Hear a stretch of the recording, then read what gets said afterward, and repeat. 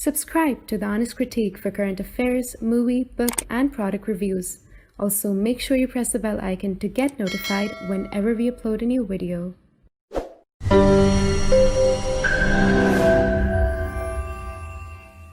The views, information, or opinions expressed during the video series are solely those of the individuals and do not necessarily represent those of The Honest Critique and its employees. The following video contains strong language which may be offensive to some viewers. Viewer discretion advised.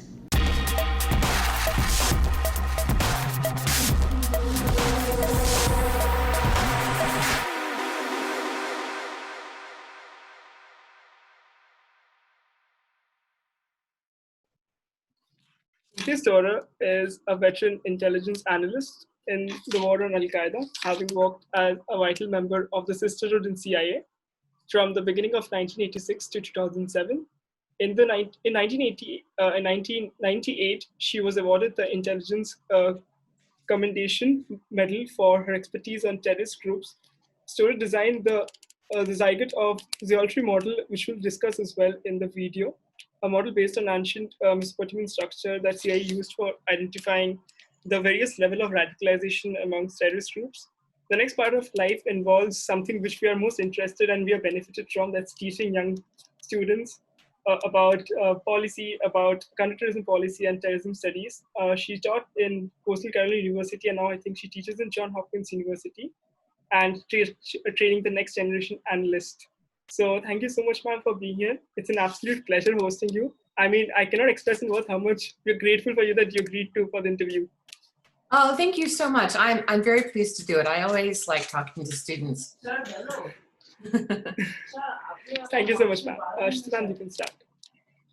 Right. Thank you, Ratnadeep. So when we talk about the intelligence community of the United States, we come across various institutions that play a major role, such as the CIA, the FBI, then we have the Directorate of Central Intelligence, then we have the Counter-Terrorism Command, CTC, etc. Where does the CIA lie here in the chain of hierarchy, and can you sort of break down the whole intelligence apparatus that exists in the United States? Okay, so what I want to do is go back a little bit in history to put things in perspective that makes it easier to remember. So intelligence in the United States, like everywhere else, began as individual efforts under military commanders, George Washington, for instance. And then as time went by, there was seen to be a need to centralize some of these functions. So that's how we start getting agencies, but they're not one agency under the federal government. They're individual parts of the government establishing their own intelligence organizations completely separately. So we had the Army had their own, and the Navy had their own, and the Justice Department had their own, which started as the Pinkerton Detective Service, actually, back in the day. So we have a very strange system in that we have, and more centralization happened over time, especially after World War II, when people realized that we do better when we work together, right? So we have a centralized system in the sense that there is the CIA, which is the only intelligence organization in the US government that is not tied to another part of the government. It is only an intelligence organization that answers directly to the president.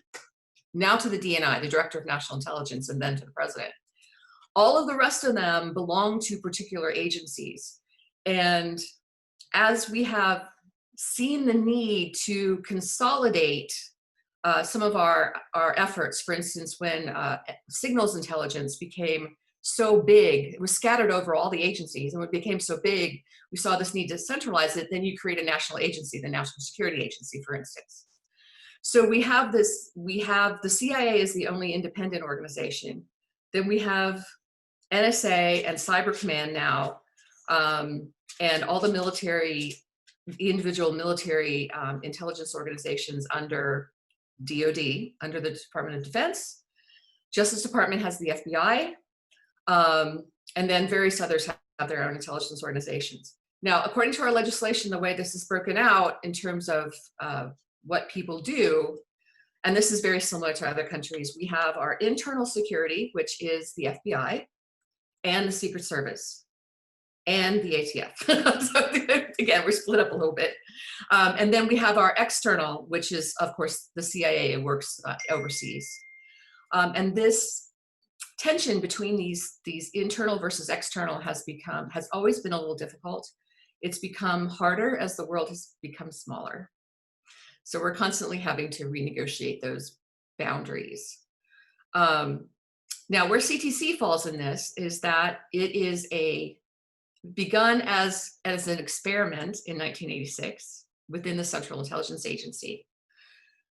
This is a part that all the movie makers get wrong. So I want to make sure I emphasize this, okay? Within the CIA, there are several directorates, one of which is administration. We all get that, right? One is focused on analysis, one is focused on operations, and another is focused on science kind of stuff. And now there's cyber, of course. The center was created in 1986 because of all the Palestinian groups conducting terrorism, and they decided they needed to have the analysts who worked with all sources from the entire US government, well, almost all, together with the people who are collecting operations from human operations, together with representatives from all the different agencies and their own different collection capabilities, and put them all in one place so that, and I saw this happen once, if you identify a terrorist and they're about to flee the country, in 2 minutes, you can coordinate with 3 agencies and get somebody there, okay? So that was the reason for the center. As with the rise of al-Qaeda, the center became a place that was really the first place to focus on the issue, because it was the only place that wasn't a regional-based organization. So CIA is generally organized according to regions of the world. And so this was not regionally based, and had all those different kind of assets. So it's, every country has their own kind of way of doing things, right? Yeah. So we have, the way our intelligence organizations grew over time was just people saw a need and they built an organization. So we have, at the federal level, every single part of the government has their own intelligence organization. Then we have the CIA, which is the only independent intelligence organization, answers to the president and the director of national intelligence. That's it. Then we have, and they do most of the covert action, including, they do a lot of the covert action in addition to collection and analysis. And then on top of that, we have each individual state now has their own intelligence organization. And sometimes local cities have their own intelligence organizations. And our cities and states are independent entities, so they can cooperate, but they don't have to. So how did you actually come to work with the al-Qaeda unit, the Sisterhood, and the CIA? And if you could paint a picture around you, what was the scenario that time? What was going around the world when you entered the agency? Okay, so I entered the agency in 1986, right out of college. I was very lucky. The CIA was just recruiting a lot of people at the time, and so I managed to get in with just an undergraduate degree, and that's unusual. And it's mostly had to do with timing, and of course, you know, where you went to school and stuff like that. I chose to work for the agency. I applied NSA, CIA, and a State Department. And I got offers from 2 of those. And I chose to work for the CIA because I had been doing some undergraduate research where I thought on Vietnam, where I thought the CIA had actually done the best job of analyzing the situation accurately. And so that's where I wanted to work. So I was lucky to get in. I started as an imagery analyst doing military analysis. And then I let the agency pay for my graduate school 1 class at a time. And then I moved over to the part of the agency that does all source analysis. So the agency is split up between all source analysts. Our job, we're basically academics and journalists kind of all mushed together. And we take in the information from everybody in the intelligence community, the whole US government, and try to make sense of it for the policymakers. So I went to that part of the organization. my first job in that part of the organization was on Afghanistan. And this again was something that I chose because I thought it was interesting ever since I was in college. And I got there, I did it on rotation. So I was still an imagery analyst, but I took a job in another part of the organization because they wanted us to do that kind of thing. So I was in and out starting in about 1989. So I was there in time to see the Soviets withdraw and then back again in 1992 after the Soviets were gone and the Afghans were fighting each other and bin Laden was already establishing his network. So by the time I got back, the Afghan group was very, very small because once the war was over, the United States said, we're done, we're out, finito, got rid of all of our human sources in Afghanistan, changed all the collection priorities for everybody, NSA and everybody else. And so there were very, very few of us who were still looking at anything and everything that had the word Afghanistan in it. So of course we saw when people left Afghanistan and started blowing things up all over the world, couldn't help but see it. And all the little breadcrumbs started leading back to bin Laden and his guys. Unfortunately, there were people who'd been following this all the way through the Afghan war ever since the early 80s. And they now turned their attention to this. So now, as a dedicated effort, that did not start until technically 1996, excuse me. So there was collection, there was people worrying about it, but it wasn't a priority until after, so many bombings. After the first World Trade Center bombing and attacks on US servicemen in Yemen and, the Algerians hijacking an airplane and planning to fly it into the Eiffel Tower and, all these other things that happened. And then a plot and a bombing of the US military facilities in Saudi Arabia, actually it was the Saudi facility in Saudi Arabia in 1995, that was also linked back to bin Laden. And then came what's been referred to as the Bajinko plot. In the US, we call it the Manila Air Conspiracy. It's the FBI case name for it. And at that point, that's when the CIA and the FBI were finally, and I want to say allowed because people already wanted to do this, they were finally given some authorities the money to go and figure out what bin Laden was up and who these people were and just go all around the world and collect information. So that's when that unit was established.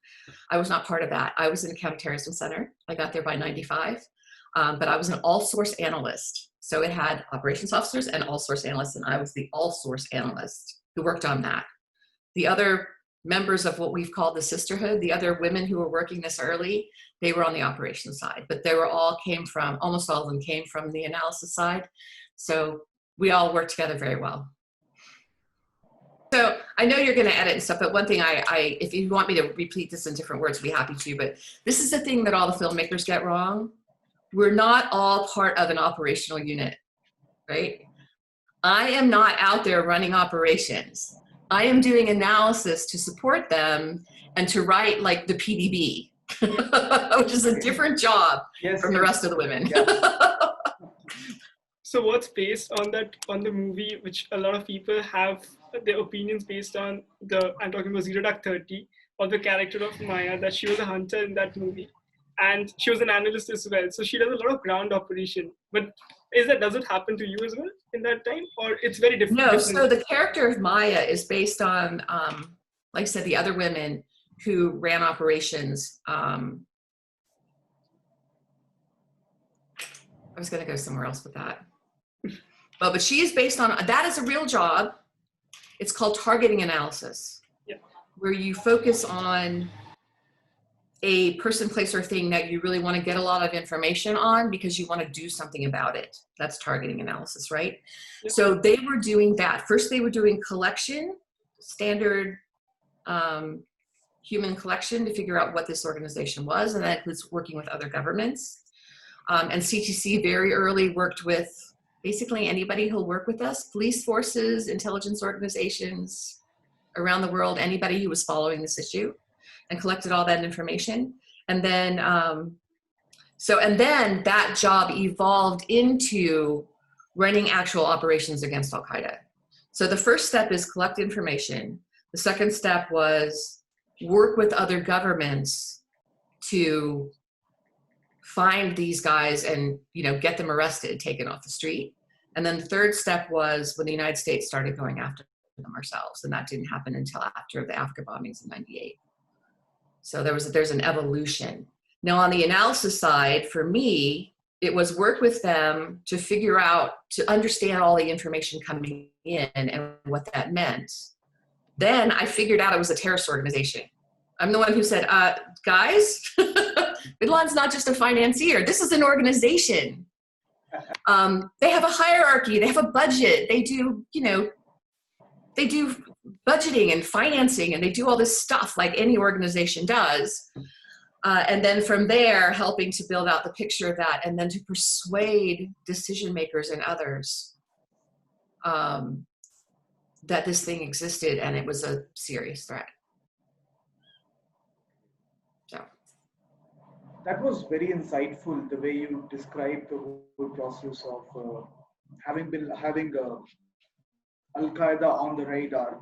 So you mentioned about a couple of incidents that were dragged back to al-Qaeda and Osama bin Laden. For example, the 1993 WTC car bombing and the USS Cole attack in the Gulf of Aden.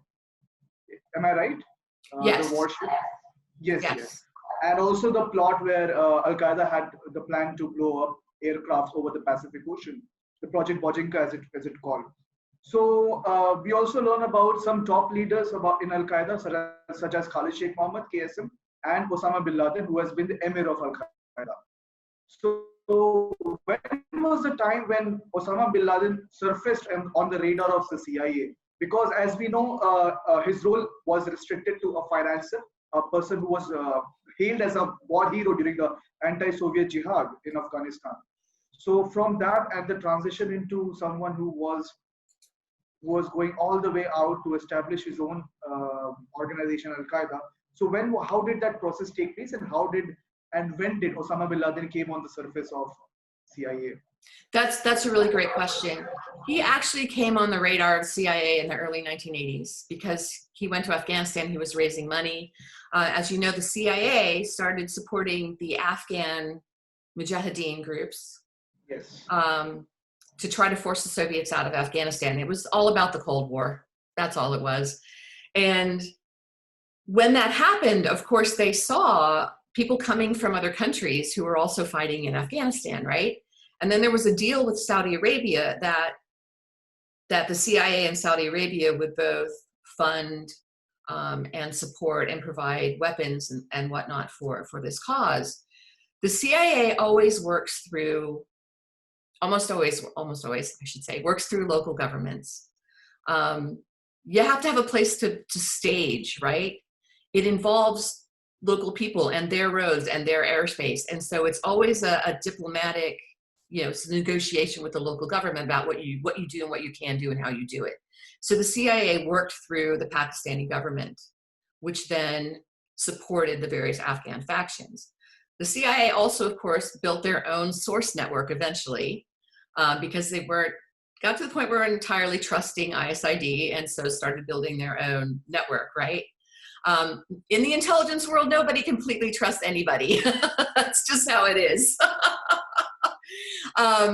And then the Saudis, in addition to also supporting the Afghan groups through Pakistan, supported all these, what we now call foreign fighters. We call them Arab Afghans. I wish I had thought of the term foreign fighters. That's so much better. But that's what people had called them. So the Saudis were doing that on the side. The Pakistanis, some people in ISID became Islamic militants, and they started supporting their own factions on the side. And then the CIA tried to balance that out by providing support to Masood and other people who weren't getting support through the other channels. So in addition to working together, all the countries were playing their own game. So it's the great game, version whatever, right? So Bin Laden was on the radar early because of his part of supporting a network that was built partly by the Saudis and partly by these guys in Afghanistan to bring people to Afghanistan to fight. And so the US government made use of Bin Laden and all of those guys to go and recruit people. And they did tours of the United States to recruit people to go fight in Afghanistan. It wasn't until late in the war, when the Soviets were talking about pulling out, that then people in the CIA who were always uncomfortable about this were able to start saying, I think this is going to be a real problem. We need to focus on the mujahideen, who are not just Afghan nationalists, the ones who the foreign fighters who were planning on going home and conducting terrorist operations and overthrowing their governments. So this was all going on the whole time. It's just that it became more and more important as the US focused less and less on kicking the Soviets out, if that makes sense. It's like you can only do one thing at a time, unfortunately. Same happens for the drug situation, right? Oh, they're growing opium. Well, we'll worry about that. They're growing opium poppy, right? We'll worry about that later. So all that stuff gets put off while you're fighting the Soviets. Al-Qaeda was formed in 1988 by Bin Laden and Abdullah Azzam, who was he was in the first meeting, but he wasn't in the rest, so he wasn't part of Al-Qaeda. And he helped establish this international network, and he was the cleric who called everybody to go fight in Afghanistan, but he and Bin Laden had a falling out. So Bin Laden formed Al-Qaeda from people who had fought with him in Afghanistan. Some of these people were already members of terrorist groups from Egypt and Algeria and other countries. We have their documents, their founding documents, thanks to cooperation with a lot of countries around the world, but we didn't have it then. And Al-Qaeda did not announce their presence to everyone then. They were kind of a secret society inside the whole Mujahideen network. And in fact, I believe, and I think there are others who do too, in 1989, they staged basically a coup. They went around the world and they took over a lot of these offices that had been used to support the Afghans, including in New York. So the FBI was following cases in New York in the late 80s that had to do with that. They just didn't know about Al-Qaeda either. But all this stuff is connected. Mike Scheuer, who worked for the Afghan task force and then in CTC, was the one who really drove this effort, saying, look, Bin Laden's going to be a problem. We have to do something about it. We need to follow these guys. We need to stop them. They're going to be a serious threat to the United States. And in all of his jobs was trying to work on that. And then my predecessors were working on it, looking at the training camps, figuring out who are these people, what are they doing. We had, USAID and other elements of the State Department and other NGOs and our own people from our station were reporting driving down roads in Afghanistan and being stopped by Arabs who didn't like them. And it was always a scary situation, right? So this was on the radar. It was there. We were worried about some of these NGOs, these nonprofits out of Saudi Arabia funding extremism. Started worrying about that.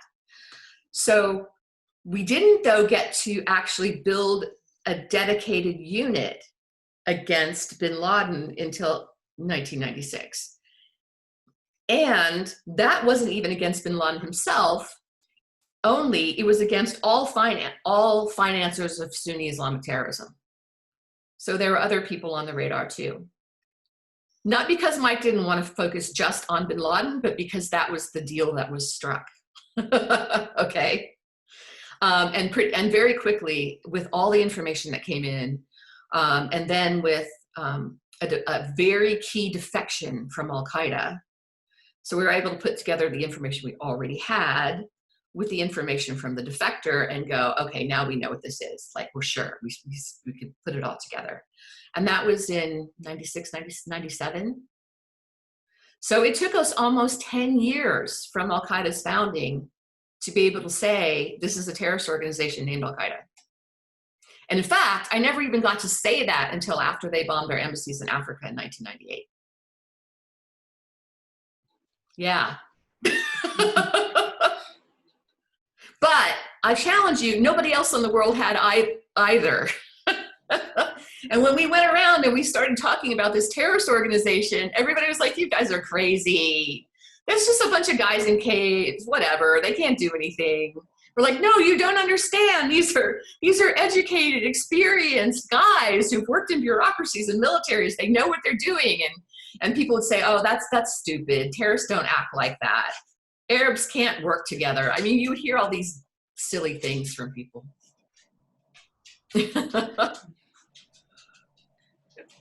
So it was early 90s when the US government chased down bin Laden from Sudan, and he has to evacuate Sudan eventually. And probably you were one of the persons who found out the name al-Qaeda as well from the letterhead before it didn't have an organizational name. So yeah, and this is one of the things that's really frustrating that people need to know about. One of the reasons why we are so determined to try to make our agencies work together, even though it still doesn't work as well as it should, is because the FBI actually had that on letterhead in their investigations in the late 1980s, but they didn't share it, right? They didn't know what it meant, and they didn't share it with the CIA. And the reason for that is something we call the wall. Are you guys familiar with that? Not really. Okay, so part of our legal system, very important part of American politics, every country has their own political situation. People are very suspicious of too much power at the federal level, right? So, and there've been a bunch of scandals in the 70s and 80s with, the CIA misbehaving, and then in the 90s with the FBI misbehaving. So the rules, there was a general rule that you keep the criminal investigations done by the FBI separate from intelligence investigations and separate from the CIA's work overseas. They're allowed to work together on cases, but the CIA can't have a case in the United States. The FBI did start running cases overseas. The Clinton administration made them the primary organization for terrorism that had anything to do with US citizens or property or territory. So the CIA was allowed to support that.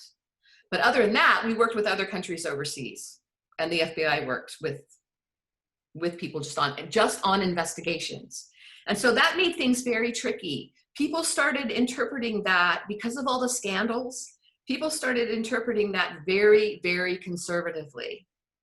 So, and they took it to mean, and NSA was like this too, that they couldn't actually share information with each other if there was any chance it would be used in a criminal prosecution.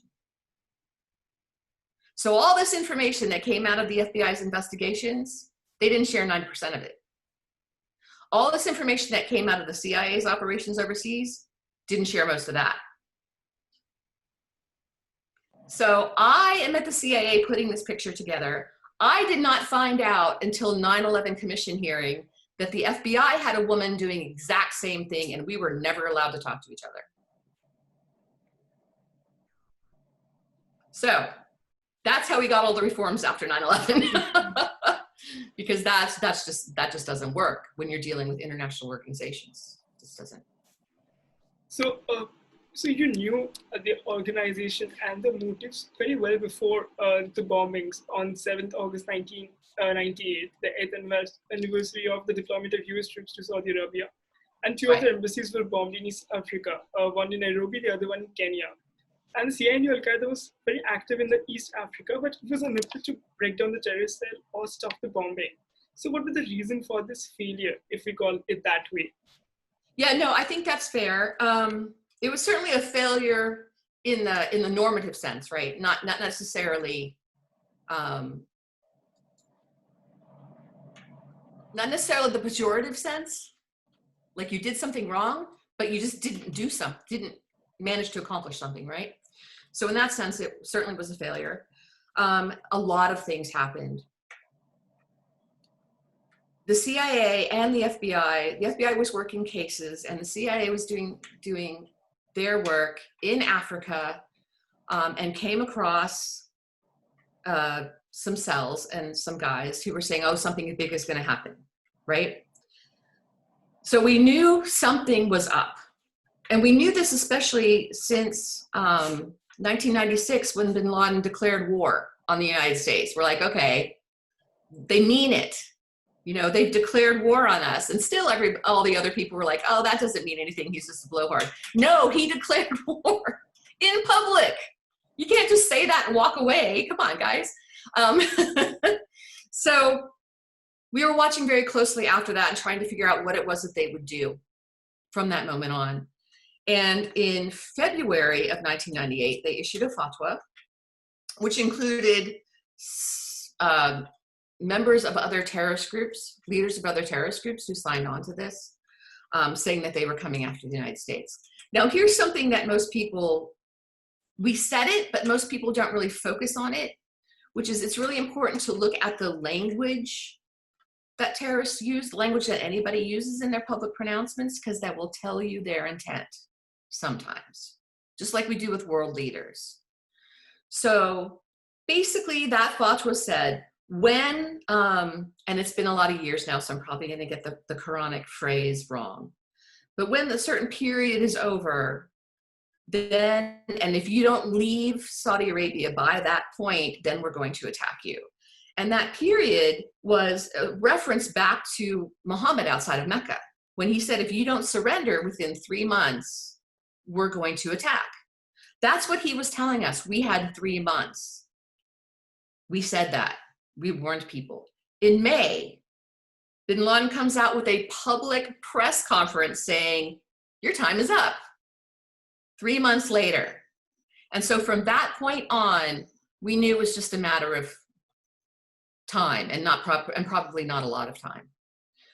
Why was there a failure? We had a very, very, very small number of people. We didn't have much in the way of dedicated assets. We had to work with the regional offices, whatever they would be willing to do for us. The FBI had a case that got all confused. Now, I had talked about the wall, so that whole relationship kind of messed things up a little bit. And there just simply wasn't enough focus. This is another thing that's true about intelligence, probably every other bureaucratic function, is that if you want to do it well, you have to have a dedicated organization to do that, and you have to fund it and you have to man it. And we just didn't have enough. We got close, but not close enough.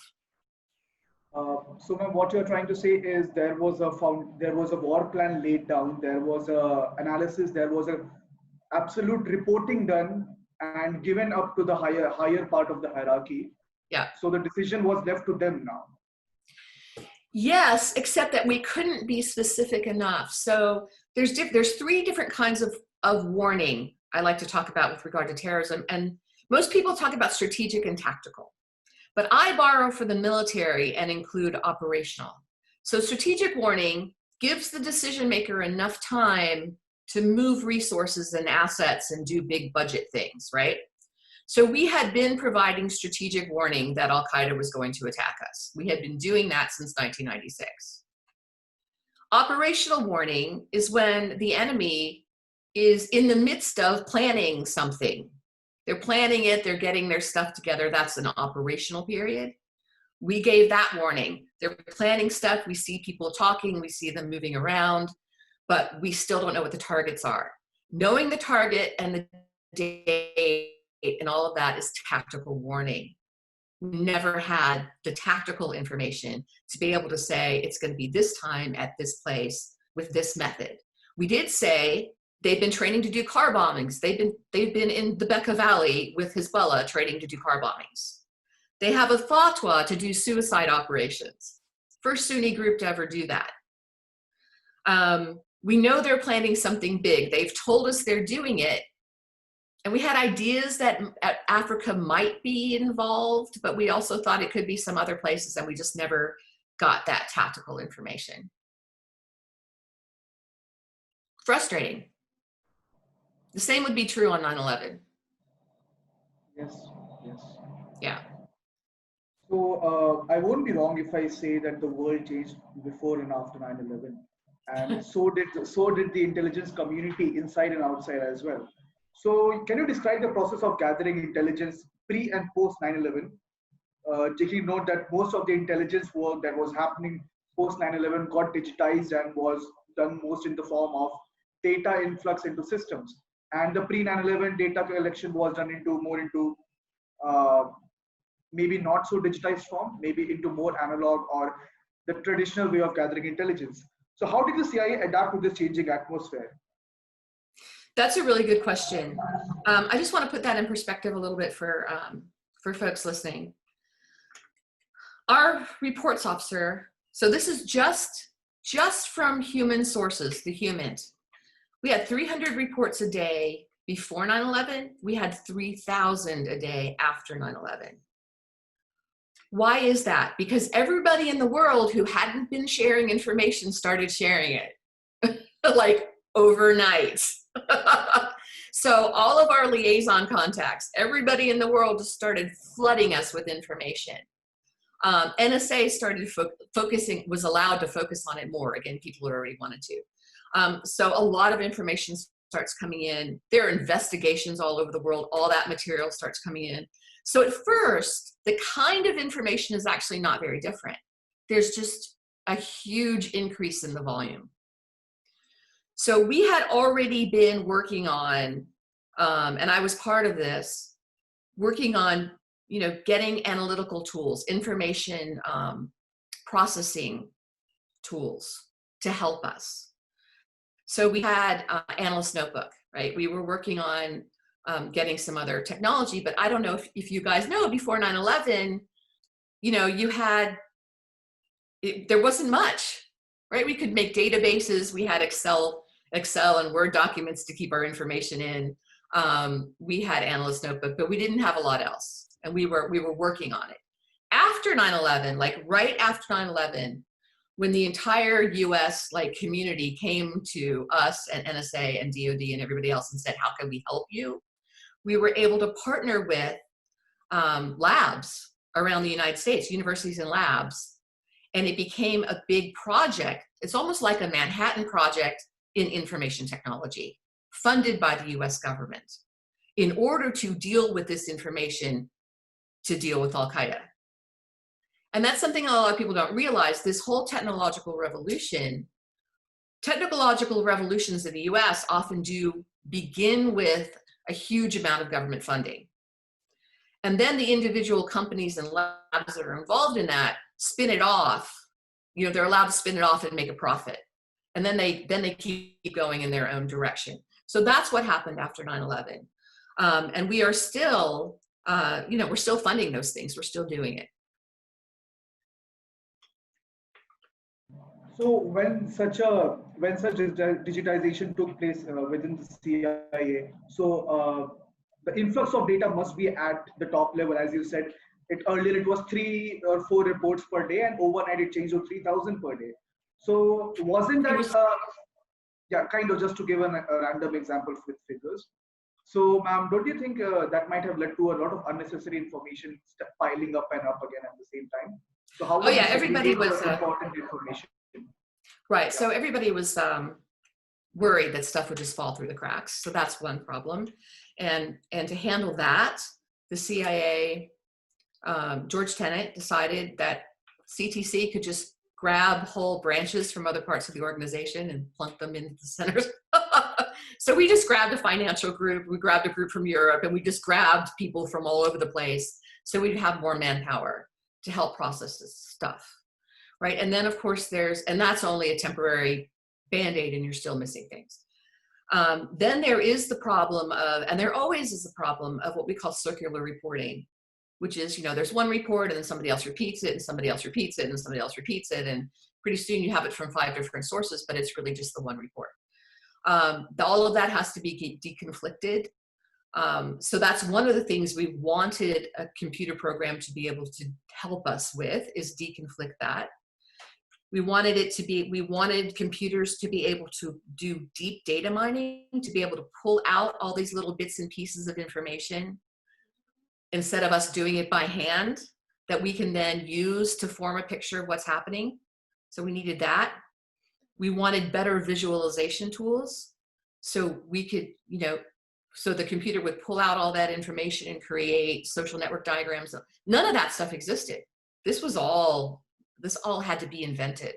It existed a little bit. There was Analyst Notebook. There were little bits and pieces, but the extent that we see it now, it just didn't exist. So we had to build that. That's a lot. Yep. And as a matter of fact, I was involved in those early efforts, not technology-wise, but subject matter expert-wise. But I left CIA in 2007. So when I went to that first meeting with labs and academics and stuff, I talked to them for a whole day about what it was that we needed, because people always want to say, oh, we can do that, no problem. You know, I'd say, well, how well can you do it? Oh, 50%. Really? A lot of people are going to die with 50%. Can we do better than that? Well, we can do 80%. I'm like, that's better, but it's not good enough. And so by the time they understood what we needed, at the end of the day, they said, okay, it's going to take 10 years. So the US government threw a ton of money at it, and it took like 7 years. But I had left the agency by the time it happened, so I never got to play with the toys. Since we're talking about a huge influx of data and the advent of internet, which was more in post 9/11 era, so the radicalization and recruitment processes were from offline, which started from distributing pamphlets or video cassettes, shifted to an online world. So you started getting a lot of intel, but it was difficult to keep a track of that. So how did counter-terrorism policy changed post 9/11 or with the advent of online radicalization? Okay, so I don't know that policy changed. It's really about how do we exploit this new thing that exists. So what we're really talking about is not policy in terms of how does the US fight terrorism, although there is that, that's separate. Okay, and I can talk about that, I'd be happy to. In fact, I'd like to. But on this front, on the technical front, it's really about how do we manage this new technical capability? And then we have to work through legal issues of what can we do and what can't we do. And that's where those kinds of policies are set in terms of the law. And we just had to work it out as we went, and we still are. You know, we're still trying to figure out those boundaries between civil liberties and stopping people from killing people. It's an ongoing effort. Now, in terms of radicalization, if you want me to go into that, that's even harder. So we had a good idea, a model about, you know, by the early 2000s about how this happens. And the problem is that even though you know what happens, the issue is having the right tools and the right policy and laws in order to be able to see it and then do something about it. So in the US system, and this is playing out right now in our racial movement, our anti-racist movement that's going on right now, you can see this, where we have police, we have FBI, we don't have, you know, an organization. We have DHS, which is still investigative and police, right? We don't have the social services organization that can send out psychiatrists. We just don't have that. So we tend to respond with the police. So if you see radicalization happening, it becomes a police issue, and the police go out and talk to people. And then that gets everybody nervous, and that can actually further radicalization, and everybody knows that. The problem is we didn't have any other way to deal with it. And the same is true of, you know, why do police answer a call about, you know, a domestic dispute? Because that's all we have. So there's been a lot of discussion over time that we need to do something differently. And there's a documentary I would actually recommend to everyone. It's another HBO documentary called Homegrown. And it brings up this issue of how, you know, someone radicalizing in the United States, right? And then what do we do about it? Because we don't have the right tools. So you're stressing on de-radicalization institutions or tools that are missing in the United States. Or if you look at the world as a larger place, it's missing. Well, there are a lot of people working on preventing radicalization. That's counter-violent extremism efforts, CVE. And most of those efforts around the world are aimed at people who are not yet radicalized to do violence. So in our model, there are several stages of radicalization that have to do with their ideological stages. So ideology is about and this comes straight from the origin of the word from revolutionary France. What's wrong with the world? Who's responsible? And what do we do about it? That's what an ideology is. And so as people become further radicalized, they further sort of blame someone else, figure out who that is to blame, and then believe in more extreme steps to fix that. All those pieces have to be there. And there's a process that people go through. And it's, you know, as the process continues, this is why it's a ziggurat of zealotry. Fewer and fewer and fewer people take the next step into radicalization. So we focus most of our efforts on people who aren't even radicalized yet, but they're in a society where there's a high potential for radicalization. So there are underlying factors. People talk about, oh, there's no such thing as a root cause of terrorism. But there is a root cause of social movements, right? Social movements have root causes. Terrorist groups like al-Qaeda, really successful terrorist groups, are born out of social movements. They're born out of the frustration of a social movement that isn't accomplishing what people want as fast as they want it. So we can talk about what are those underlying factors. And this, again, is where I'm looking at what's happening in the United States. We have a whole sector of our society that's been marginalized for 400 years. That's a potential problem, right? That we need to work on that. We need to fix some of those problems, and that's what's starting to happen now. What's been happening piecemeal over time, but the next step is happening now, I think. Then you get people who are actually starting to be radicalized, and once that happens, that's where we all run into problems with how to deal with it. So are we allowed to go into mosques and talk to people? No, because there's a separation of church and state. Right? Are we allowed to make people go to counseling? No, because you have the right not to go to counseling. So you end up with all these, you know, social issues and freedom issues that you try to figure out how and where can you intervene in this process, and how do you do it in a way that isn't gonna just make people more frustrated and more radical. It's a really, really hard problem. And I think we haven't, and I've heard this a lot from other scholars, we have not focused enough on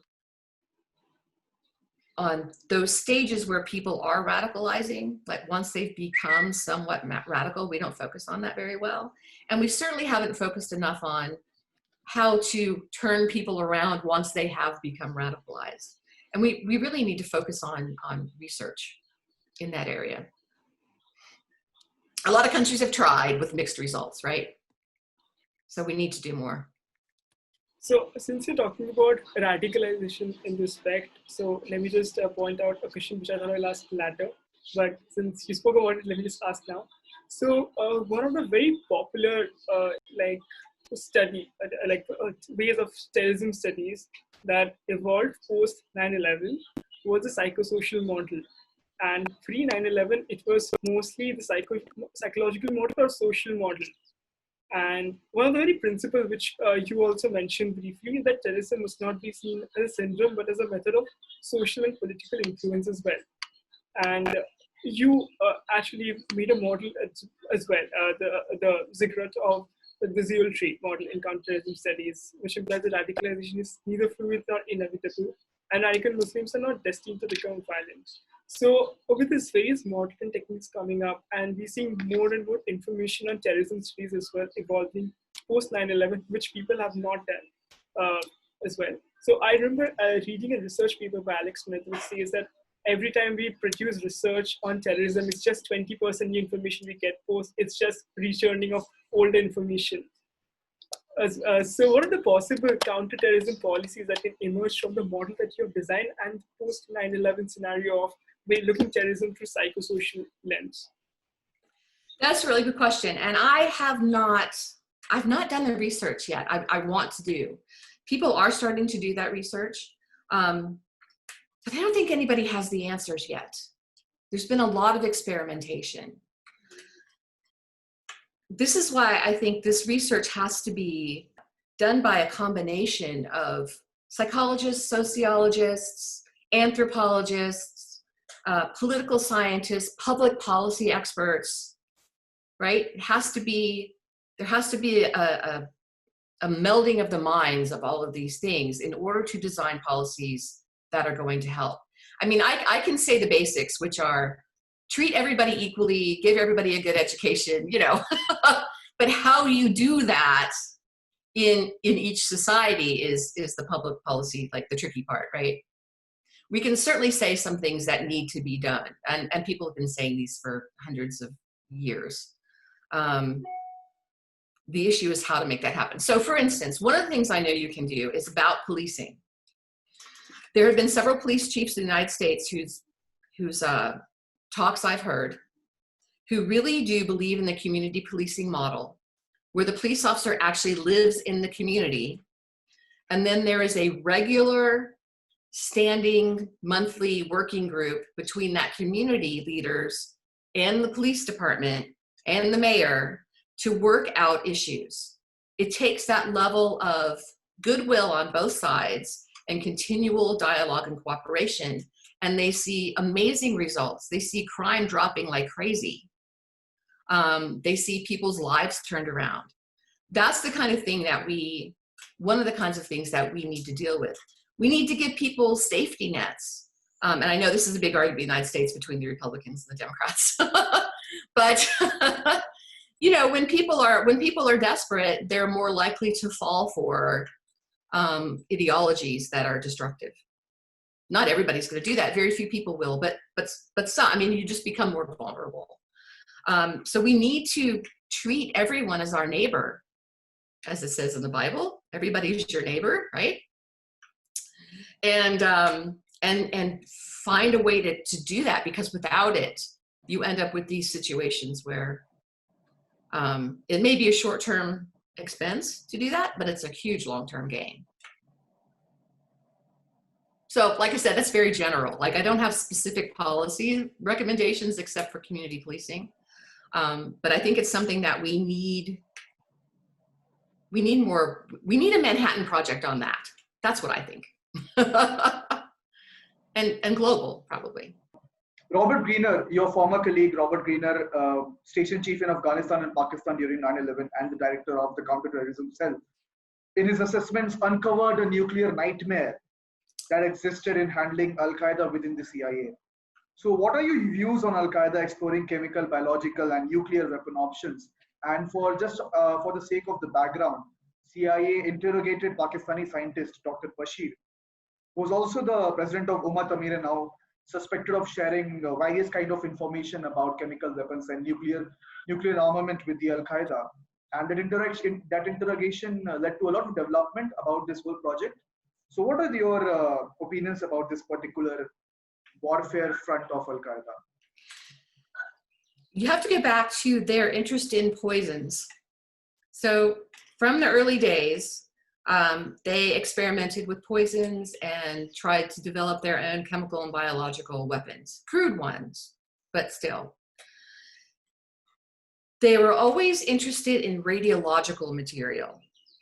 So the radioactive material that's used, it's even used in smoke alarms, just, you know, and using that the same way you would use chemical or biological material in a more targeted way.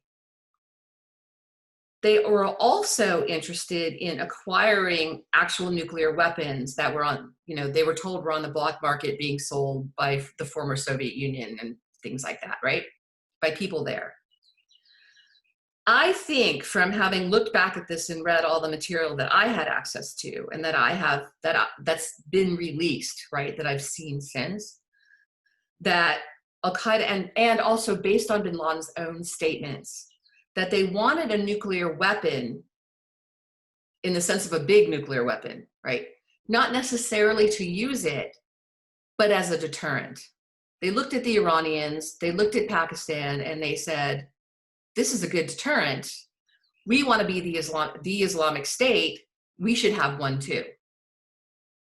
And we even now have information that's come out about some of the internal debates within al-Qaeda, with people even saying things like anybody would be crazy to actually use one of these things. But But since we are, we're an Islamic state, we want to be a state player in the world system, then we need one too, and it's a great deterrent. So you have all of these efforts to acquire material at the same time as you have efforts to acquire an actual bomb. But they're for different reasons. That's what I think. Okay, so when we were in the previous section, we were discussing a lot about data and collection and information about that sort of things.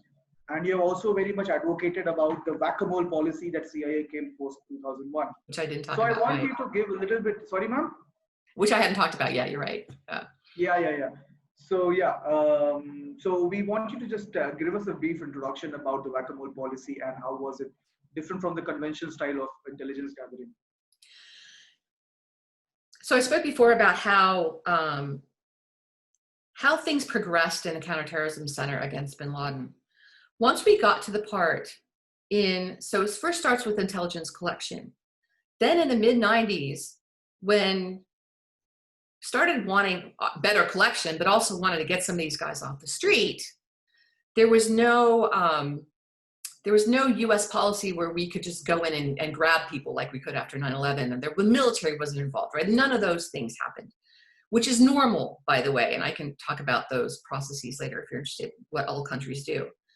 So the idea was, what we'll do is we're going to work with other countries. We had the most people on the problem at the time. We've had the best resources. So we went around the world and said, look, here's the deal. Share what you know, and we will find people who you want, and you can extradite them. That's basically what we were doing. So you look at a cell and you say, okay, let's get all the information we can on this cell. Then that gives you leads to the next cell, which might be in another country. And then you work with the local government there, and then you get all the information on those guys, and then you get more information on the next cell, and you just go. So if you played whack-a-mole, you're basically whacking the little mole heads as they come up. It's probably not the best strategy. Some people have criticized that as, maybe not the best national strategy, but it was all we had at the time. It did prevent a lot of attacks. We do think it prevented attacks. You can never know about what didn't happen, right? But we're pretty sure that we prevented some stuff. It allowed us to get a lot of information on this organization so that after 9/11, we were able to move quickly because we had all that info and the relationships with countries around the world to act on it. You stressed that an organization needs a human subject matter expert in every step of the data analyzing process, since you get a lot of data. And it's not about the data, it's not that just in one of your speeches I heard as well, you mentioned that people are asking to join the dot, but the entire page is black, if I could quote you from there. So you need, you needed more human experts in analyzing those data. So in the end, CIA folks who were primarily source gatherers and digital data scientists and analysts and more, you needed all those people to work under the same banner. In short, you believe that human resources play a better and more significant role than technology? I believe that technology must be actively guided by humans. So I described earlier that I believe that technology can help us a lot and has helped us a lot. But there is no magic box that has the answers, because we as humans don't know enough yet to program the box to have the answers. This is something that Isaac Asimov talked about, a great science fiction writer, where he said, we just don't have the social science. And he's right, we don't. We are using the box, we're using the technology to help us experiment with social science. I mean, that's kind of what's happening, right? We're being able to pull out a lot of data, we're looking at all that data, but if you don't then have a human look at it and say, does this make sense? Was all of this data, does it mean what it looks like it means? How much you look at this differently and have some subject matter expertise on it, you're never going to know whether the box is telling you the right answer or not. We're just not there. Artificial intelligence can do a lot in terms of machine learning, right? Machines teach themselves and they'll bring up patterns that we didn't know we needed to ask about, which is good. But again, what is it basing those patterns on? Why is it making a pattern out of those things? That has to be investigated, because there's a lot of false positives and a lot of false negatives, and you can do some pretty bad stuff. You know, people acting on this kind of information without really understanding where it's coming from can go down some wrong paths. So it's got to be my thinking is you need the data scientists and you need the subject matter experts to work together. That's the key. I mean, how can there be possible integration of human resources with technology so that we can get better results? What's the possible integration that the use of technology and human resources judiciously and like in well capacity so that we can get better results? I wish I had an answer for that, but I haven't been working in that world very long. So like I said, technology advanced while I was off doing other things. So I actually don't have a good answer for that. All I do know, and I'm hearing from all, you know, people who are very skilled in these areas, is that you've got to have that integration one way or another, right? Some of this could be, and I'm just speculating here, but some of this could be as simple as employing analytical techniques like alternative analysis and, you know, checking your assumptions and all those things that we're all taught to do are things that should be done whenever you're getting conclusions from the tech, just as a double check. And of course, people have to worry about the data quality, and you know, you're always working on all those other things. You find errors, you fix them. It's a continual process. That probably didn't answer the question very well, but it's because I'm not really involved in technology that way anymore. I'd like to be, but I'm not, so don't really have great answers for you. Okay. But it answered to my question to a huge extent. Pardon? It did answer my question to a huge extent. Okay. Okay. So moving forward, one of the most controversial counter-terrorism program, I think, has yet been the enhanced interrogation technique, which received a huge criticism within the various institutions of the United States, as well as in the public domain. While the Senate Intelligence Committee concluded in the report that the program was a failure, the intelligence gathered was incomplete and not unique, and often the intelligence gathered by EIT were overly exaggerated. So countering the Senate Intelligence Committee's claims, CIA says the information extracted from that program was best info possible, even if it was effective, and it was also used in various ways. So my question is, how effective were the information that was gathered from such techniques, and was it necessary to go that way? Wasn't there any alternative other way around? That is a very good question that I don't know that we're ever going to have the complete answer to, because nobody ever does, right? Nobody really wants to look at all the torture stuff. And I can tell you what I've gathered from my experience and from the reports that have come out and from talking to people, which is from a moral standpoint, I just thought it was completely wrong, and I just wouldn't have anything to do with that. And I've said that before. But I still had to use the information. So you're still down to the practical issues of, does this give you any good information? And a consensus of, there are two ways in which you can get useful information, I think. And this is a consensus of a lot of people that I've talked to, which is, in the immediate, to prevent an immediate attack or threat. And soldiers will do this in the field too, get information from the guy to prevent an immediate threat. Yes, I think that can happen. And then in the long term, what you've heard some CIA people say in documentaries and books, right, is that once you've broken someone and they've become cooperative, then you can just keep talking to them and you get more and more information over time.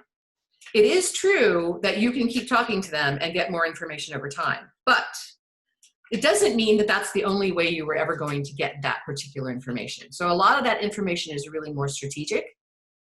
And I personally did not see much that I didn't already know. And where I saw a problem was a practical problem, was newer analysts who didn't know the history of al-Qaeda, who weren't subject matter experts on this, would believe the reports that were coming from the detainees. They just believed it. You can't do that. And I think part of that is this sunk costs, right? Political theory, where you've done something that is morally questionable anyway. It's been really painful. You sunk a lot of costs into this. You're going to believe that information. It's just a human thing, but you shouldn't. And it's not because the guys are lying, although of course terrorists do lie, but because they all have their own perspective on what's going on, just like we do. Some of them have mental issues, just like everybody else. And you can't just take things at face value. And that was from an analytical standpoint, that I thought that led to a lot of wrong conclusions in my view. And we lost a lot of time with people trying to reinvent our understanding of the organization when they, wasn't really helpful. So is there any alternative way we could have done that? Yes, I mean, Ali Soufan, for instance. Yeah, I mean, Ali Soufan obviously talks about the more gentle way, the elicitation, as opposed to that kind of harsh interrogation, where you demonstrate, the FBI does this, where you demonstrate, hey, we know this stuff. We can, I'm not versed on interrogation techniques, but there are ways short of violence to do that, and short of making people fear for their lives. There are ways to do that. And I've seen those work. So it doesn't always work. You're going to have your people who won't talk, and then you have to decide whether you think it's morally right to try to put them in fear of their life so they will talk. And I guess just from my perspective, we can get so much information in other ways that I'm not sure it's worth it. I don't think it's worth it, personally. Now, on a tactical, I got to save my life this minute level, the ticking bomb scenario, maybe, but that's not really, I'm not sure that's that big a thing. I think people are using this as, how this started was as a shortcut. We need to stop more attacks right this minute. We don't have enough manpower. We can't do all this analysis. We'll beat people up for it, right? It's a shortcut for all of those other things that you could do. And I would rather see us spend our training and our time and our manpower on all of those other things. My personal view. So this is what I'm quoting from an organizational report. It's from the Office for Democratic Institutions and Human Rights, that's the ODI-HR.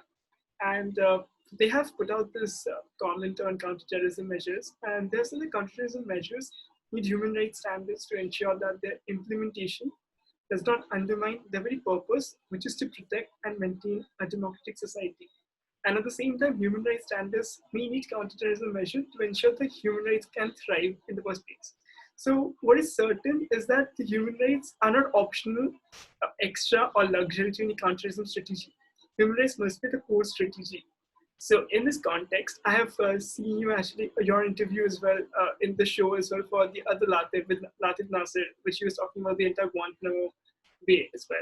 So I thought I should include this question and ask you, can you explain the Guantanamo strategy, the Guantanamo Bay, the entire strategy, and why it can't be closed permanently? Like Obama came with the promise of closing it. It cannot be. And now Mr. Trump doesn't want to close it. Well, and Obama, once he got into office, he realized he couldn't close it either. Once he understood what was happening. We created an almost impossible situation for ourselves. We did it to ourselves. We put these guys in a prison as under military jurisdiction, which makes them enemy combatants, except that it doesn't, according to the Bush administration, right? So the lawyers were coming up with all this stuff to try to say that these guys weren't enemy combatants, even though they're in military jurisdiction. Some of the guys had been tortured. Now, according to US law, some of the things that happen to these guys is now illegal. Like, it's written into law now, right? So we have this situation where we have hardcore terrorists at Guantanamo who should not be let out into the general public. But so we're trying to try them by a military tribunal, which isn't really set up to do this kind of trial in the first place. We could send them back to their host countries, and some people have been, but then sometimes the host country doesn't want them either. And then sometimes they get released and then they go do terrorism some more. We can't send them to civilian courts for trial because they've been tortured. So we just created this mess for ourselves that we can't figure out how to untangle. And that's why Guantanamo isn't closed. What are we going to do with people like Khalid Sheikh Mohammed? Pakistan doesn't want him. Nobody wants this guy, right? We certainly don't want him back on the street doing terrorism because he's told us a million times that that's what he would do. So what are we going to do with him? And that's where we're stuck. And the court battle has been going on at Guantanamo for, oh my gosh, how long has it been now? Like 10 years or more? And I don't know if they're ever going to be able to resolve these issues. I just don't. So, like as you mentioning that, like there are a lot of detainees which cannot go back at the moment, and a lot of countries do not want to accept them. So, but there are a lot of detainees which the country might accept. A lot of countries might accept. So, does the United States, before releasing a detainee, a threat analysis to whether they're potential threat or not? And does that process takes too long for a detainee? Like the complicated bureaucratic process takes too long, so that in the end, they just don't want to release the person. I'm sorry, I missed that last part. So the bureaucratic process of doing the threat analysis and having a vote consensus of whether releasing a particular detainee takes so long that it's rather keep them there rather than just release them. Certainly, there's a temptation to keep people just to continue to use them for your analysis, right? Is that what you're talking about? But it is also really difficult to return some folks. And another thing I want to say about this is terrorists do lie, and people believe those lies, and we have intelligence that says differently. And it's good intelligence that says differently. So some of the people who people said are innocent, or they were just swept up and they were just in the wrong place at the wrong time, we're like, no. No, that's not right. And their host governments know that. They don't want them back either. So I don't know how many people there are actually innocent at this point, because a lot of people have been sent home. And I am not, that's still classified stuff, right? I'm not versed in who's there and what they're doing and who's left. But if we shift this detainees or prisoners to a supermax prison in the United States, does this solve kind of half the problem? Well, you would have to go through civilian courts to get into a supermax prison inside the United States. Yeah. And they can't be tried in a civilian court because they've been tortured. You see the problem? Okay. Yeah. Now I see. So we just created this horrible situation where I don't know how we're going to get out of it. Huh? In fact, the entire point of Guantanamo Bay was to make sure there's no jurisdiction of the United States is applicable to this prisoner in the first place. That's the whole point, exactly. Yeah. I'll go That's with the whole next point for the question. black sites, where these guys were tortured. That's all the same. That's all for that reason. It's not on the soil of the United States. So the civilian courts don't have any jurisdiction. Okay. So, ma'am, you have often advocated the introduction of multidisciplinary approach in counterterrorism analysis work by analyzing social, subculture, religious, political, economical, psychological aspects of the subject matter. Can you elaborate further on how these approaches different from the conventional kind of counterterrorism analysis? And Yes, what are the new dimensions? And what are the new dimensions this particular approach brings in the whole spectrum? okay. And also just intelligence analysis in general, because most intelligence analysis is still about states and, you know, how we relate to each other, right? I mean, that's still the realm of most intelligence analysis. You know, what's China doing? What's Russia doing? All that kind of stuff, right? And then supporting specific things, you know, looking at climate change and, you know, economies and drug trafficking and crime, et cetera, et cetera. So how counterterrorism analysis is different from a lot of that, and these are debates we had in the 90s and early 2000s to get people to understand that this is different, is that you're looking at a political organization that's not the state. And that was not done that much. Everything was about states, the international system. And then suddenly you have this terrorist group that is global, that's not supported by a state. And we have to look at them as like, you know, chaos in James Bond or something. It's this international organization. That was really hard for people to accept. And so when you start doing that, you're looking below the level of the state. You're collecting information on you know, groups and actors and parts of society below the level of the state. That requires a different kind of information. It requires different, requires a lot of cooperation between countries, as I talked about before. It requires a lot of sensitivity because, for instance, the Saudi Arabians probably wouldn't be too happy with us collecting information on their opposition, just saying. So all of this takes a lot of different techniques and ways to go about it. Plus, and here's a really key one, if you're not dealing with a state, you don't have all their public information, like this is the ministry of this and the department of that. That doesn't exist. These are clandestine organizations. You have to figure them out, which means that you have to get into all that little minutia in order to figure them out. And that's not something that people thought was important to do either. Obviously, we do it with drug trafficking and other things, but your all-source CIA analyst didn't, generally speaking, do that kind of thing. So all of that required a whole different paradigm. Now, when it comes to what makes, what was the question you asked, though? Because that's a very specific question. Oh, yes. So what I was saying is how this approach, the multidisciplinary approach in the counterterrorism analysis, is different from the regular approach of counterterrorism, the conventional old-fashioned or pre-9/11 style of approach. So counterterrorism analysis for us, I should say CTC was originally the Counter-Terrorist Center, and its job was to find these guys and work with other governments to get them off the street.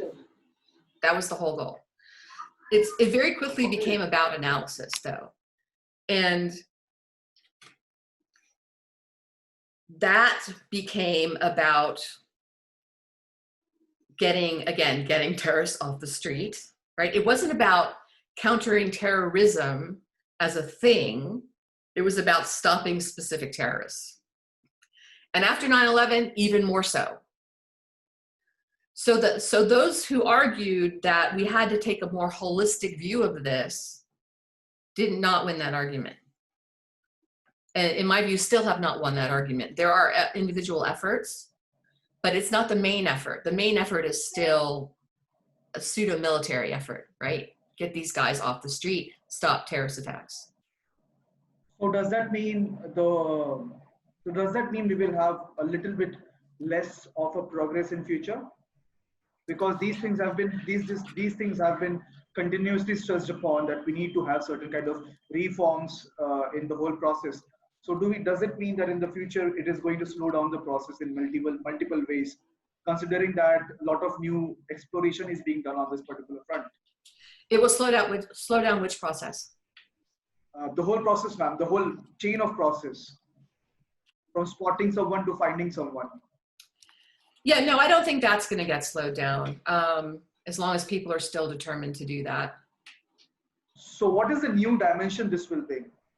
Well, and also let me talk about counterterrorism analysis in terms of subcultures.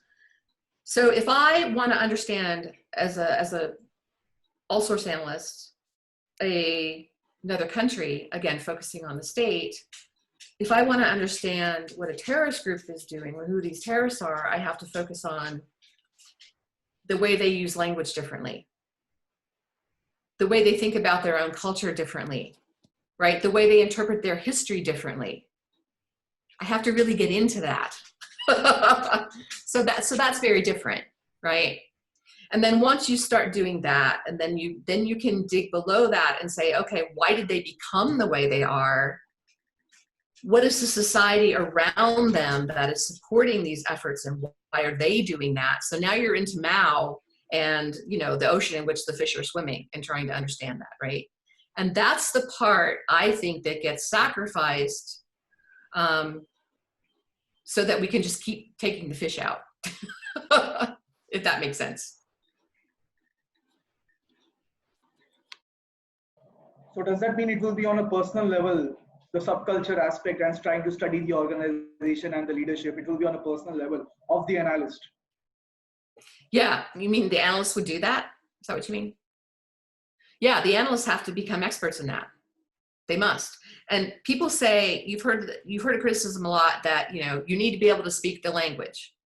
Well, okay, someone who speaks classical Arabic doesn't necessarily understand how these guys are talking about what they do using the same language.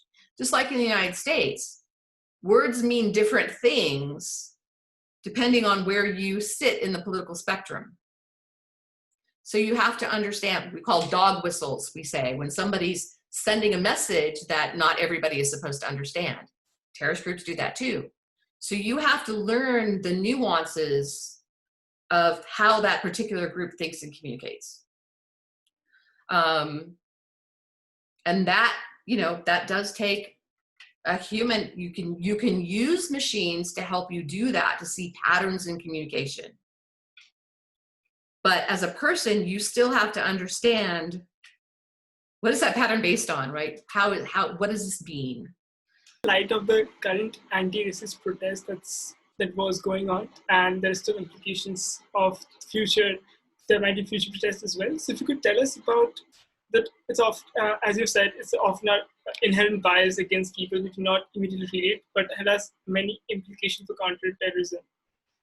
And this is just not the first case that, or community. There are like this big patterns of how state as well use heavy-handed times to respond to this protest or to this or terrorism activity. And this has huge implications for counterterrorism studies in the future as well. So what are your views on this? Okay, I'm going to start with a little bit of personal comment on this, and then, you know, go into answering this question, which is white woman from the South.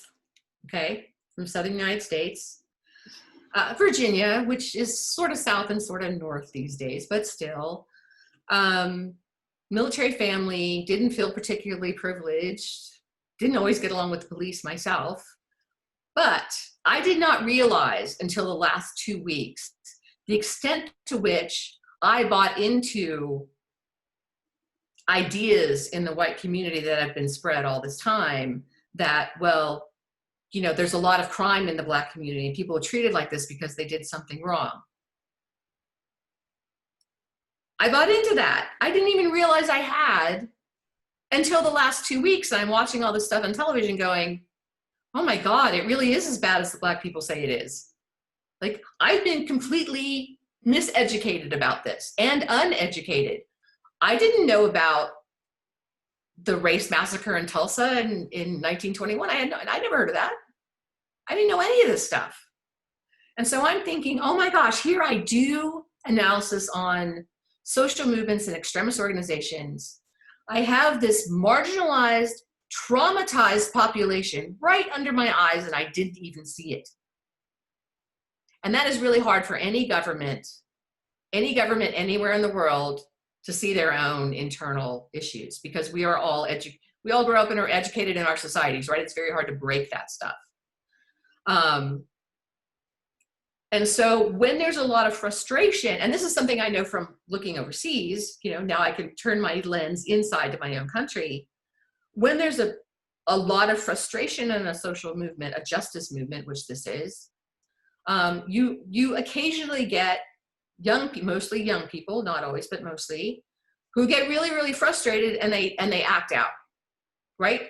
And sometimes they'll create organizations, violent organizations. So we saw some of that acting out early on. Some of them were just criminal games. I'm still convinced of that. But there was also this acting out, like something has to be done. And then what usually happens is then you get a response from governments being like, oh, we have to stop that violence. And this is what President Trump was all focused on. Oh, we have to stop that violence, and we're not going to negotiate with terrorists. Well, wait a minute. First of all, they aren't terrorists. And secondly, if you don't hear them about what their real issues are, you can't solve the problem, and you could get more violence. And then if you're violent to people in an unjust way, that makes more people angry and more people traumatized. And then you're more likely to get more violence, right? What has saved us in the United States so far is the Black community themselves. That their attitude towards being Americans, and most of this being having been born out of churches in the South, has saved us. But it's past time that we recognize we dealt with those underlying issues. So what does this have to do with counterterrorism? I've seen a lot of cases around the world where the terrorists do something and you don't want to negotiate with terrorists, but you can negotiate with the people who are supporting the terrorists because they're frustrated. You can undercut the violence, as was done in Spain, as was done in Algeria, right? It's been done in many places. And that we can do and that we must do. Otherwise, you just get repeated cycles of violence. Palestinian groups, first they're communist and then they're Islamist and then they're, it just keeps going. So you have to deal with those underlying issues. You have to be willing to negotiate with them, just as you would with a, and I'm not saying people are being children at all, not at all. But say you have a kid who's acting out. Do you just call the police? Probably not. You try to figure out what is going on there. Why is my kid acting that way? Why are my fellow Americans acting this way? And what can we do about that? And that's what you're seeing in the United States now. All of a sudden, a lot of us have our eyes opened and we're like, we got to fix this injustice. Because we are fellow Americans and we want to treat each other that way. Obviously not everyone, unfortunately, but the vast majority, 80%. Okay. I just have a small follow-up with that aspect. So in a similar context and light of what you spoke about the Black community, so do you think that the implications for how the US treated Muslims post 9/11 or in the detention camps? I remember a photo of a particular detainee, the number 3 in al-Qaeda, was leaked after he was shaved and he was beaten up, and it was leaked in the press. All these leads to more implications of more terrorist attacks in the future. Well, certainly we were saying that about the camp in Iraq, which the name has escaped me now, where there were all those pictures of dogs and naked men and all that stuff. Abu Ghraib. Huh? Abu Ghraib. Yeah, Abu Ghraib. We were saying right from the beginning that you shouldn't treat people that way, and those images are going to get out, and that's going to cause more anti-Americanism. And it did. And it did, right? Because you guys aren't just, look what you're doing. One of the things that we've discovered in terrorism research is that you get waves of suicide terrorism, not just like one attack, but waves where 80% of the population is traumatized. Palestine, right? We traumatized Iraq. I mean, you've got to deal with that trauma. And so I've always said that, we don't need an army. We need an army of psychologists. But we just don't do things that way, unfortunately. But I think that's what needs to happen. There's a lot of trauma in the world and we need to deal with it.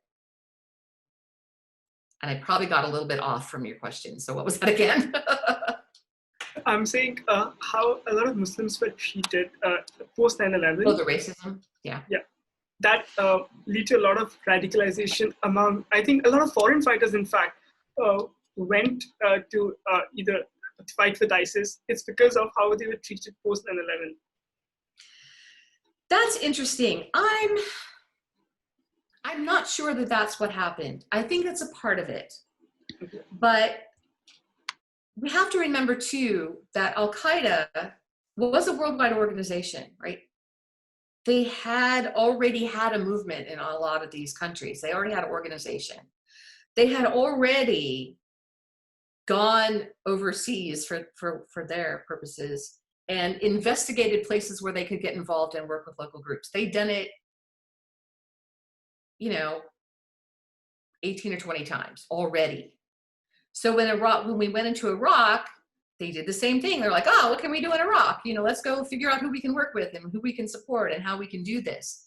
So some of it was the organizational structure already existed, and it was just a matter of ramping up the machine and sending people to Iraq. But then I do think that some of it was people seeing what was happening in Iraq and then wanting to go to Iraq because the Americans were there, right? And because we started behaving badly. So you have two things happening at the same time. And a lot of us looked at that as sort of a perfect storm for terrorism. We were inevitably going to get terrorism from that. Just that we have leaders who don't necessarily think that terrorism is that big a deal. Honestly, that's always a problem for everyone. And, again, terrorism, terrorists don't overthrow countries. Oh, really? That has happened in the history of the world. No, but if they're not going to overthrow the country, we don't really care. But you should care because they're a manifestation of something deeper that's gone wrong. Right? So, and they can mess up your economy, which we found out. So. It relates what you were telling and what I intend to say the last thing, which I couldn't. So I was telling that in the psychosocial effects that you also advocated before of terrorism studies, we have seen that a lot of psychosocial effects have a huge relationship to the social identity. And what happens is that this people who get radicalized have a bipolar worldview, which is indeed basically they get it from the very fact that they have been mistreated in their ways. That's what I was trying to refer in the previous week. Yeah. So the people who support the terrorists have been mistreated. Often the people who start a terrorist group, they weren't mistreated at all. They're not part of that society. Bin Laden is not a Palestinian. He's a rich Saudi, right? Yeah. The weathermen in the United States in the 60s, they weren't black Southerners. They're white guys from Ohio. So there's a difference between the people who, in the early years, there can be a difference between the people who start the terrorism and the society that they say they're trying to help.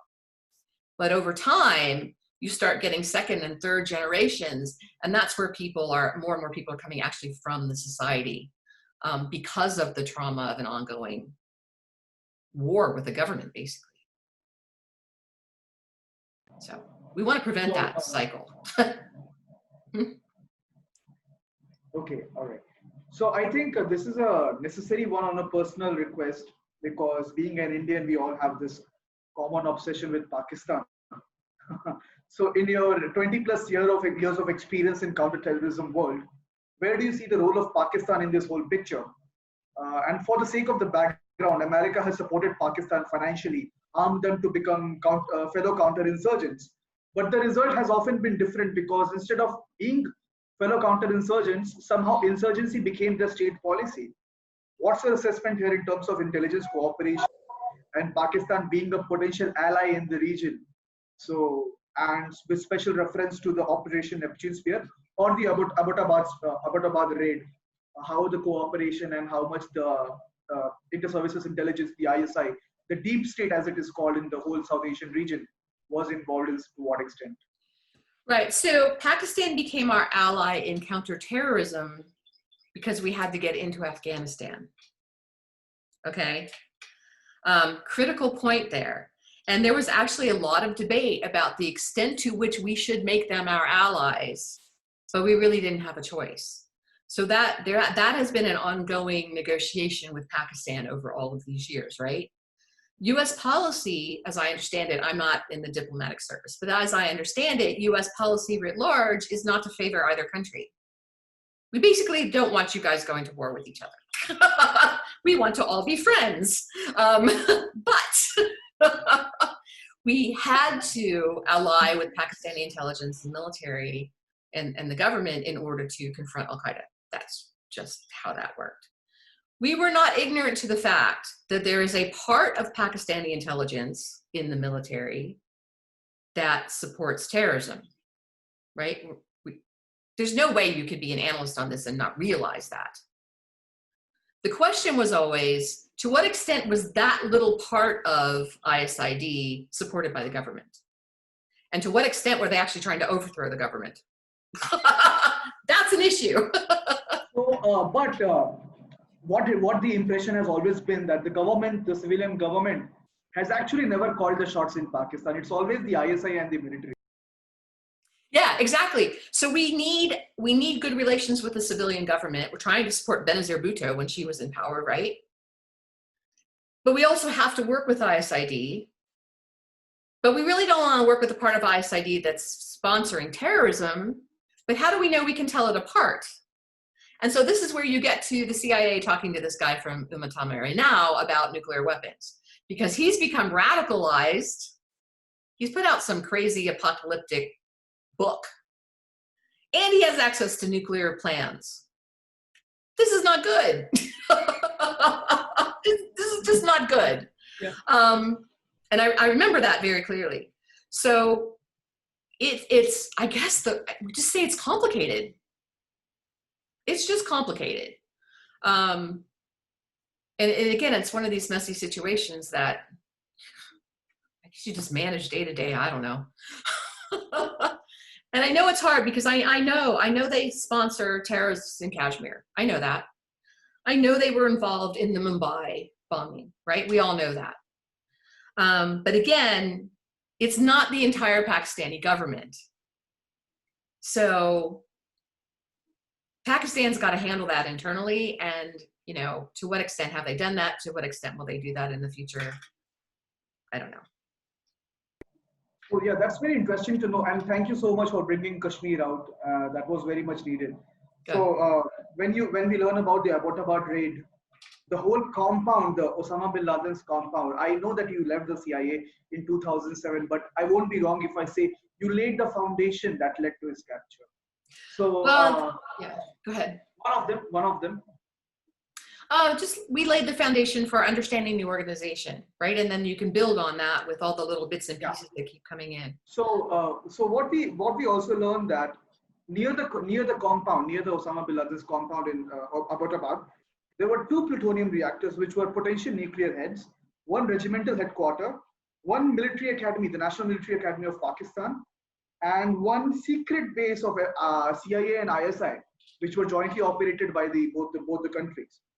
So there were 4 or 5 such potential, such of extreme importance, sporadic flashpoints, right, like in just couple of square kilometers about his compound. Was it really, really out of Pakistan's eye where he was living? That is a really good question. Like, do you, being in this spy business for 20 plus years, do you really think it goes that way, or did they genuinely keep their eyes closed? I cannot believe that some element of Pakistan's intelligence didn't know they were there.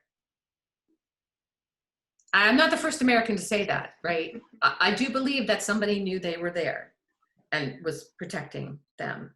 And it's interesting when you see the letters that have come out from the raid, you go online and you read all the letters that come out of the compound. It was clear that at some point they had been warned that people were onto them. How did someone know that, and who warned them? Supposedly their doctor passed the message, but where did that come from? Right? They were warned. And that's when the Kuwaiti brothers said, you know what? You have to leave, bin Laden. We're done. You have to get out of here. We're going to take over the compound as our retirement. And you have to leave. So yeah, I don't have any doubt that people knew they were there. and were warned after the United States started to figure it out. These guys were warned. That's what I think. And so they were actually, I would not be surprised, because we know that they gave bin Laden a deadline to get out of the compound. The Kuwaiti brothers did. That's in those letters. And if the US hadn't moved when they had to get bin Laden, he might have been gone. So that's a good reason not to tell the Pakistanis. So, I mean, it's next to impossible to believe what the other side is trying to claim, and coming to a conclusion what you are making. I mean, I could totally agree. There is no point of debate here, I believe. Yeah, Ratnadeep. So Yeah, no, I think most intelligence analysts who know anything about this would say the same thing. There's no way that there are people in Pakistan who weren't, I mean, bin Laden supported, they recruited him to support the Kashmiri groups. I mean, come on. Not recruited in the sense that he was their asset, but worked with him, right? So of course someone had to know. But I still think it was a part of the Pakistani government. I don't know that for sure, but I think it was a section. And I haven't yet read Steve Cole's book on Directorate S, but that's on my reading list. So. Yeah. They briefly mentioned something which is about the various things, letters that you got from, like the CIA got from after the raid in Abbottabad. Yeah. So it's a more of a question that I wanted to ask, like when after any raids or encounters, the CIA gets those letters or those hard disk or the files around, doesn't it fall in the jurisdiction of that country that CIA carries it to back home for investigation? And it was a military raid in this case, but we're like, yeah, we got there first, sorry. But on a lighter note, if there are any threat assessment on that particular country, where, for example, in Pakistan itself, the attacks plan, will CIA share this information or keep it to themselves? Oh, yeah, no, I mean, yeah, absolutely, of course. There's assessments before, there are assessments after. What do you share? What don't you share? Sure, all of that happens. How is that country likely to react? And are you willing to pay the consequences? Which there were consequences. They closed the border in Afghanistan and all kinds of other stuff happened for a while. And are we willing to accept those consequences? And this is something that, you know, is really important in terms of presidential decision making. Only the president can make that decision. And so it is up to the intelligence community, given all the best information and analysis we can, because at the end of the day, he's the one who's got to decide. And if he walks away from a meeting, which he did in this case, with like 50-50 bin Laden is there, is it worth it to do this raid anyway? Well, it may have been only 50-50 that bin Laden was there, but there's a very high chance that it was an al-Qaeda compound of some sort, right? And if we're wrong, are we still willing to take the consequences? It's a hard decision, and a lot of people would back away from that. And we saw afterwards books written about that, where a lot of our leaders were like, oh, we think it's too risky, you know, too many things could go wrong, we could get in a lot of trouble. And at the end of the day, the president's like, no, we're moving. We're doing it. This is the best chance we've had. And I know they wanted, he had said publicly, he really wanted to get bin Laden before the 10th anniversary of 9/11. So, I mean, who knows why people make the decisions they do, but that's, and looking back at the information that's come out of the compound, I don't know if the US knows that these guys were about to move. I don't know if it's just luck or if there was actually intelligence. We won't know for another 30 years, right? At least. Yeah. Maybe 50. So basically, the United States is like a big brother who can take decision on its own. Like a what? It's like a big brother who can take independent decision on its own, moving files from one place to another. In short, according to international law, if you believe there's an imminent threat, you can act on it in self-defense. And so that's the justification that's used for us to invade another country and, you know, grab someone. You don't want to do that very often, though, obviously, because of all this very serious political and implications of doing that, right? We don't want other people to do that inside the United States either. but it has been argued that that is a right. And this is why, one of the reasons why there's such a big divide between our parties in the United States is that the Republicans are more likely to believe that we can do anything we want in the defense of our national interests. Whereas the Democrats these days are more likely to believe that we really ought to do everything in coordination with other states, right? It's one of the big policy divides. And where the United States has always come out on that is somewhere in the middle. Like, most of the time we're going to work with other governments, but occasionally we're going to act on our own. We have for our own defense. Is that the right thing to do? Well, we'd have to get into ethical and philosophical arguments about that. It's just that that is how it is. When we learn about the Abbottabad raids, ma'am, there is a gossip that I have come across within the CIA that the initial plan was to take him up and announce later onwards that we captured him from the Hindu Kush. That was the initial plan. And that was the plan which was supposed to be told to the public.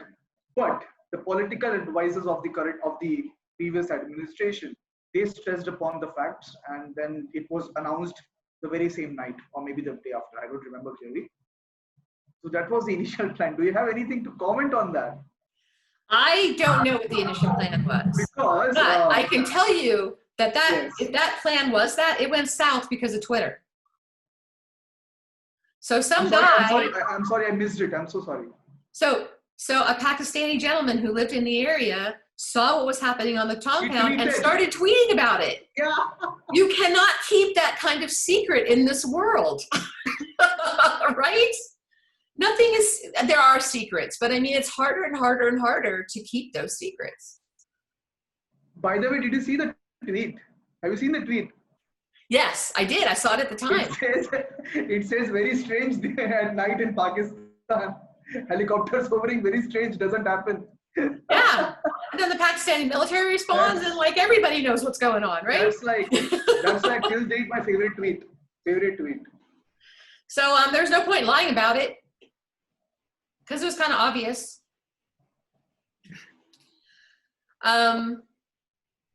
Yeah. So people still think, I mean, I think there's an older generation that still thinks that you can do these things secretly. And I think that's getting harder and harder to do. And if you, good intelligence analyst, if you read the local newspapers, if you understand the language, or you have a great translator, which is what I had, you can find out most things. I've had friends tell me 90% is in open sources now. Because I'm still doing my own analysis, and I'll talk to my friends and say, I don't know if this is right. I haven't had secrets in, 13 years. And they're like, yeah, it's all open source anyway. So obviously there still are some secrets, but it's getting harder. And that should change society, right? And that should change policy. That should have an effect on public policy. If we start realizing that we have to be more transparent because the world is more transparent.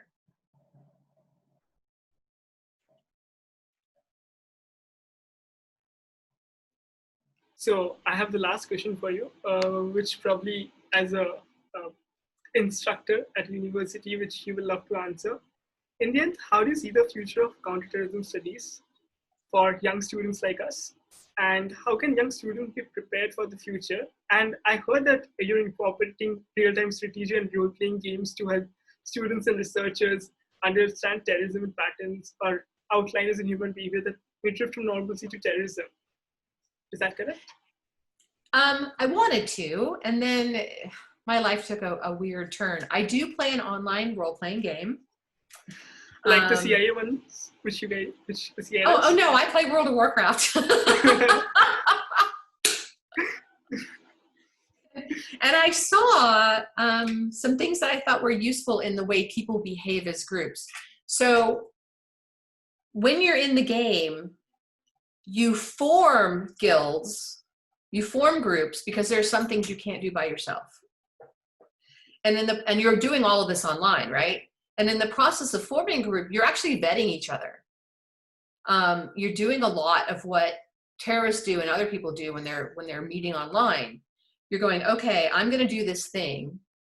This thing we want to do together is going to take 4 hours or 8 hours, which is a lot of time, you know, but when your wife is yelling at you or whatever, right? The guys often complain about that.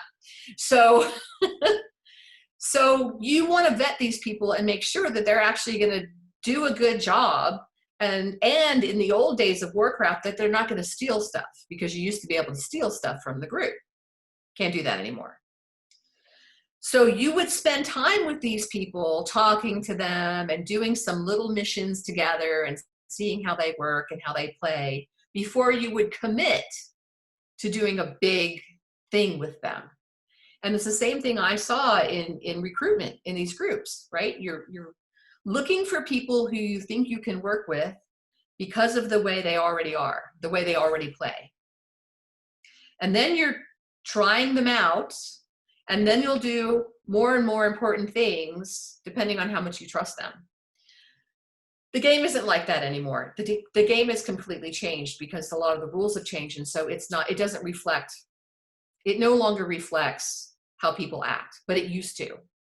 Because they put in a lot of controls to make it easier for people to play and not get stolen from and stuff like that. But it used to reflect how people actually are. And so I thought that was really interesting. As I was playing the game, I'm like, I'm seeing how this happens in the real world. And so I think from that, I think that you could design games that help people understand that. Now, whether anybody's done that, I don't know. But I do think it's theoretically possible. But this reminds me of this another, sorry for theorizing this as well, there's this research paper by Louis DeCalde, and talks about this very same problem which you're talking about he talks about two things about the activity of terrorists, which talks about reflects the internal features of the organization. And he mentions two things very interesting. The first one has to do with the organizational structure, and the second is related to the group dynamics, which you just spoke about as well. So yes, and both are important, right? Yeah. So one of my courses as a master's degree student was organizational theory. Yeah. That was an elective. It wasn't part of my international relations curricula. That class has been more important to me as a terrorism analyst than a whole bunch of the other stuff that I took, right? So that class, a class in anthropology, like all these classes in various disciplines are the things that I've relied on the most. Because they all are, the theories from all of those disciplines are important in understanding how an organization, any organization works. But do you think it's very premature for like scholars on security studies or like terrorism experts to theorize the group dynamics within looking at just a particular individual or something, to just theorize how the group dynamics work or how the, if I could call it the ideological process in that organization? So again, my personal experience before all this sort of big data mining stuff came about was, yes, I became frustrated with people who assumed they knew how an organization worked because they understood theory. No. You have to know the details about how that particular organization, how the theories manifest in that particular organization, right? Some things are going to be more important than other things. Different kinds of organizational structures are going to cause different kinds of personal relationships, et cetera, et cetera. So you really have to get into the detail. And just assuming that you know the answer. So for instance, before 9/11, a lot of terrorism researchers had focused on communist groups that have their little tight little cells and they operate in a certain way. And so then us trying to talk to them about al-Qaeda as an international organization within a broader social movement, it didn't compute. And those researchers did not look at al-Qaeda. We were the ones looking at al-Qaeda in detail. Those researchers were not. And then after 9/11, they went, oh God, now we see what you were talking about. So you must get into the detail. I do not believe in sample sets and then, you know, making a big theory from a fake sample set. I just think that leads to way too much okay, error. So I think this is the last question I want to ask, since you spoke about something, terrorism. So I'll just ask the last question. Since I think you've heard about David Rappert as well, so who mentions 4 waves of terrorism. David Rappert. Oh, the waves. Yeah, the 4 waves of terrorism, David reports. So, and in the third and the fourth wave, he talks about the third wave as red terrorism, which emerged in 1960s, and the religious extremism that came in the late 80s and 90s. Do you think, whether it's theorization or whether it's practically solving out the issues related to terrorism, changed with those 2 waves, the red terrorism and the present religious extremism? Do I think something changed? I'm sorry, I missed that. The theorization part, or probably the way we handle them, changed a lot between 1960s and 1980s. That just 22 decades time. With this So individual waves. you know, there's a lot of controversy about the waves of terrorism, right? Yeah. I'm in the social movement school where I didn't study social movements before this at all, but I have since. And where each of these waves is not based on technology, it's not based on something else, it's based on an underlying social movement. And so there are waves, but they come and go, if you want to call them waves, based on what's happening in society. They're social movement based. The groups that survive, I mean, most terrorist groups don't survive 1 or 2 years because they're not based on society and they get arrested by the police and you're done. But the really successful ones are based on movements in society, otherwise they wouldn't be successful. And so they make use of whatever technology happens to exist at the time, right? That's what they do. They're not based on a change in technology. That's not how that works. They make use of it.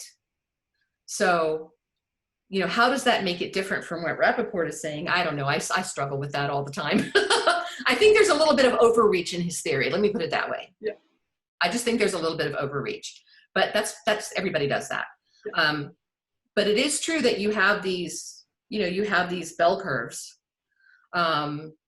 But it's because there's a social movement and then some people get frustrated. And then the really key point, and this is what Donatella Della Porta her work has shown, is that, you know, when you shoot protesters, that's when you're more likely to get a terrorist group. Never shoot a protester. and I'm very encouraged actually in the United States that most cities seem to understand that. Yep. And have not, in fact, been shooting protesters, right? Because that's just a bad idea. It's antithetical to us, but it's also a bad idea from a from a countering a violent or like preventing a violent movement standpoint. So now, having said that as the background, do I think that we've responded differently in each of these waves? And yes, I think we've responded. Actually, no. So thank you for asking this question. Let me change that. This is what countries do. And this is part of what I teach in my class. This is what countries do. They have a problem. Most people don't want to see it. They're like, yeah, blah, blah, blah, blah, whatever. So it becomes a police matter. It's a law enforcement matter, right? Then it gets to the point, for whatever reason, maybe the police haven't been acting appropriately, among other things, right? So in Algeria, for instance, you have, you know, a bombing that's actually staged by the police forces, black flag operation. But you could just have mistreatment. You could have that the underlying issues just aren't being dealt with. For whatever reason, it grows. And so now it becomes an intelligence issue because now you want to get these guys off the street, not necessarily using the police. And you need to gather a lot of information on them in ways that maybe the police aren't allowed to do. So, because there are different authorities, right? So now it becomes an intelligence operation. And you still have the police doing their thing, but now you have intelligence agencies involved. And then if it gets worse than that, that's when you call in the military. That is a consistent pattern in every single country that I have looked at, going back as far in history as I've been able to go so far. That's what people do. And then Eric Dahl talks about the wake-up event. So you get through law enforcement and you're doing intelligence, and then there's a wake-up event. What that event is the thing that gives you the whole of government goes, oh my God, this is a big problem. This has to be our #1 focus. And then after that, there are certain ways in which people react. First, they freak out and they do enhanced interrogation. They do. They drop bombs on people. They do all that stuff. And then after a few years, they realize that was counterproductive. And then they start to shift their strategies. It's the same thing every single time. We know this. So knowing this, we should find ways to break the cycle. Right? I think that's something which the answer which I didn't expect, and it was quite like I don't have word to express that, but it's kind of something which I learned new today. Probably have to go and read more on that. And as one of my friends has said, it's a wave or a tsunami. It's to be debatable. I would like to end in that note. So thank you so much, ma'am, for giving out your time and coming over here and giving us an interview. But before I let you go, this small task which you will enjoy as a professor, to give 5 books as a reading list for all our viewers. Oh gosh! Wow, 5 books. Okay. So I teach, in terms of books, I teach from the U.S. perspective, and I use 9/11. I use al-Qaeda and ISIS as case studies. Because there's this common mythology that nobody knew about al-Qaeda and we totally screwed up, and I have to undo that before I can then send the students off to read about, the British in Palestine and, Sri Lanka and all these other places, right? So I've got to undo this mythology first. So books on that I use in the class is I use Ghost Wars by Steve Cole. One of my favorite. One of my favorite, Ghost Wars. It is a great book because he's so detailed. Yeah. Now, the flaw with him is that you'll realize every time he says analysis, he's talking about the Directorate of Operations. He's talking about the targeters, right? There was analysis going on my side of the house too, but he doesn't really talk about that. So in a lot of places where he says CIA analysts thought this or said this, he's talking about operations. He's not talking about me. That's the front line he's talking about, the front line. He's talking about the Afghan task force, right? He's not talking about the all-source analysts who are sitting back from that and going, yeah, I look at that differently, right? Okay. Everything's more complicated than you think it is, but even given that one flaw, fantastic research, incredible detail about the things that everybody does in terms of covert action, intelligence collection, and all that stuff.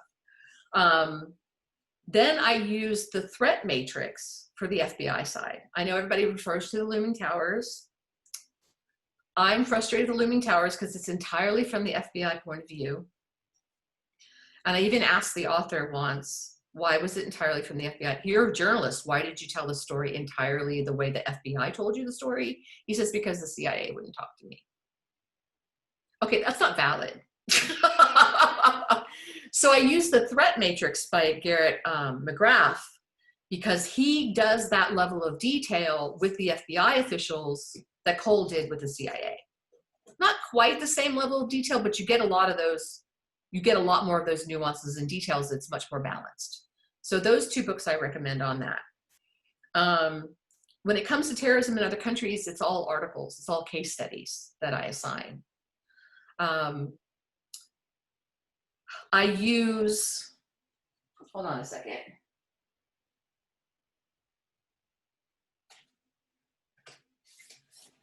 I use this because I want to expose students to the Cassandra effect.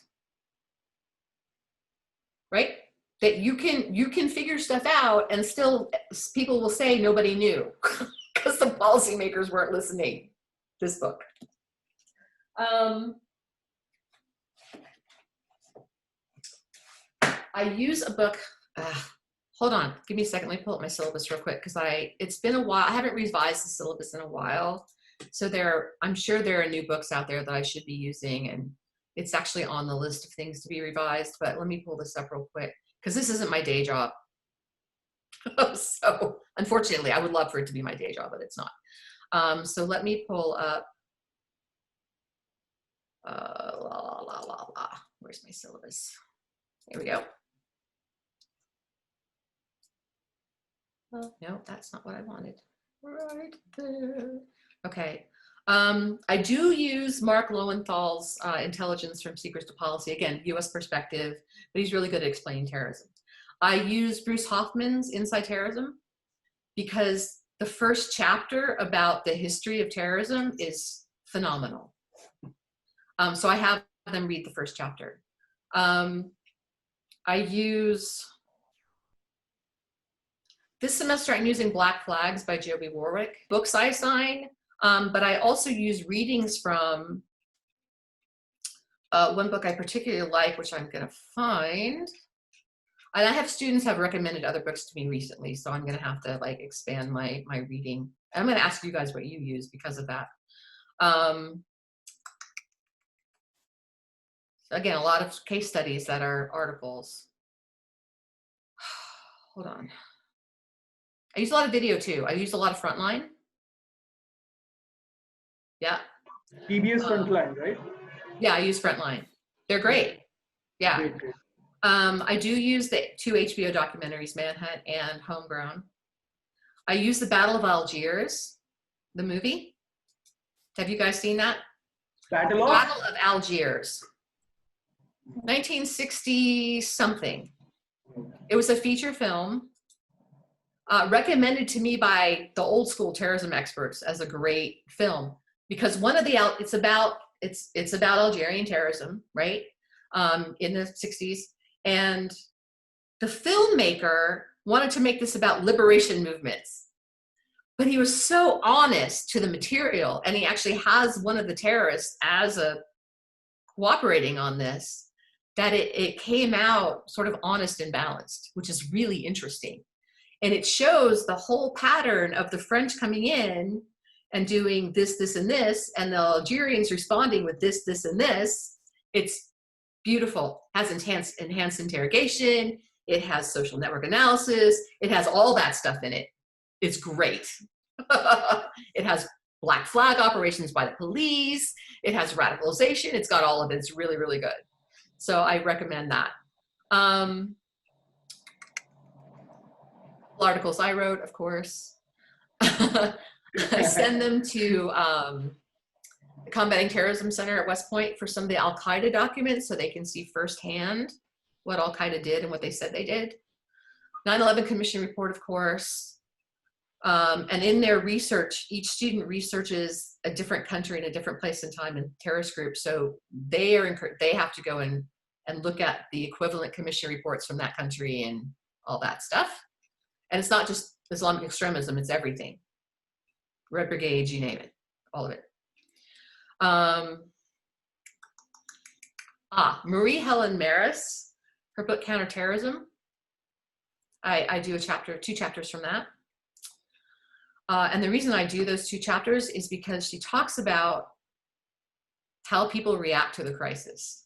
And I find that discussion to be very accurate. So that's why I use that one. Let's see. These are articles, CIA articles, other articles. So this isn't exactly about counterterrorism, but I use United 93. Have you seen that? United, yeah, the movie, right? Yeah. Yeah, yeah. I use that because I have a lot of students who were very young when 9/11 happened. And one of the things I try to communicate to them is that people make decisions based on emotion.